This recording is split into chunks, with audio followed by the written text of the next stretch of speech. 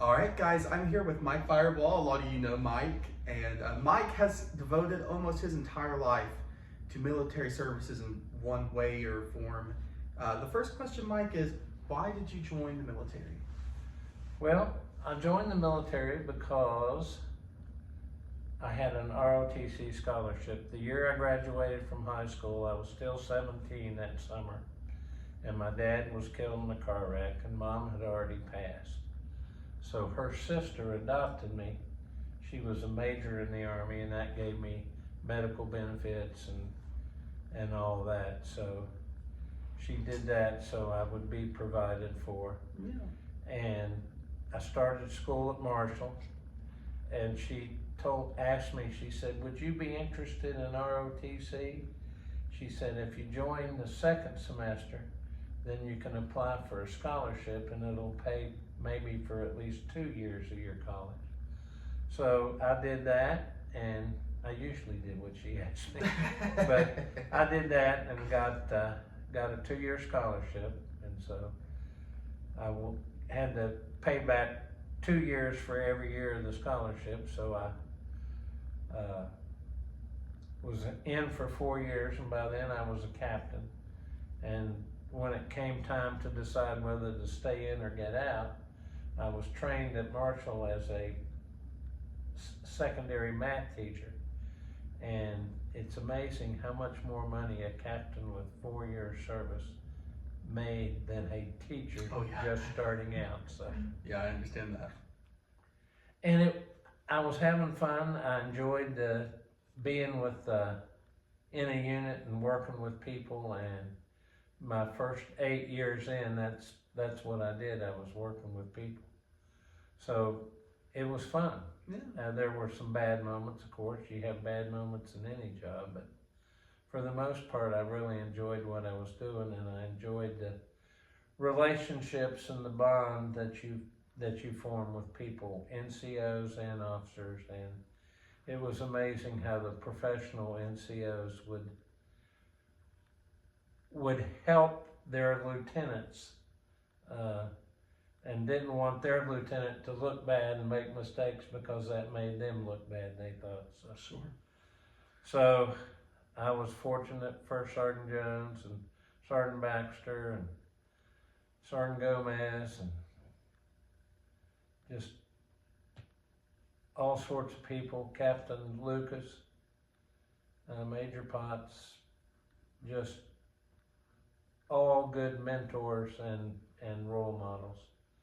And the thing about the relationships you make in the service is you can be stationed with a person, and if you get close to them, then 30 years later, you run into them again or meet them, and you just pick up where you left off.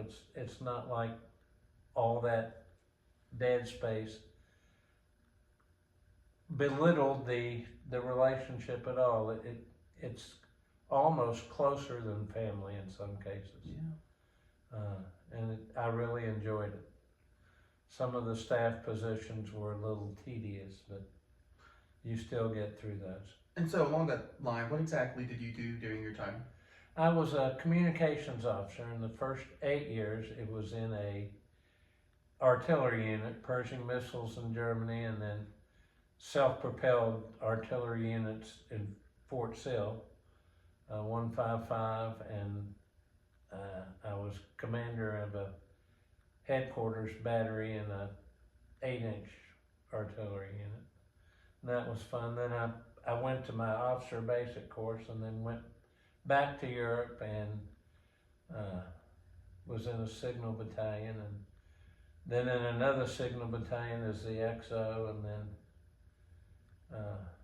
a staff officer on a signal brigade, and then came back and went to Naval Postgraduate School, and then 8 years in the DC area in different jobs. And the DC area is just hectic. When I first moved there, we had 3 stoplights between my house and Tyson's Corner. And when I left, there were 12 stoplights. Oh my goodness. And traffic from 6 o'clock to 9 o'clock And 3 o'clock to 7 o'clock was just, you didn't want to be in it. It was, Sure. and if you got on the Beltway during those hours, it was 70 miles an hour, bumper to bumper traffic. Just really fun. Well, Mike, I think we have time for one more question. You've spent your entire life either educating people about the military or being part of the military service, but something that's really important is how can we, as a church, support our veterans? What can we do? Well, first of all, recognize and honor their service. Second of all, pray for them that what they saw and did in the service to their country does not adversely affect them. No PTSD, shell shock, whatever you want to call battle fatigue. And recognize that they have talents and training, and if there's something in the church that needs to be done, give them the opportunity to pitch in and do it. Sure. And just pray for them.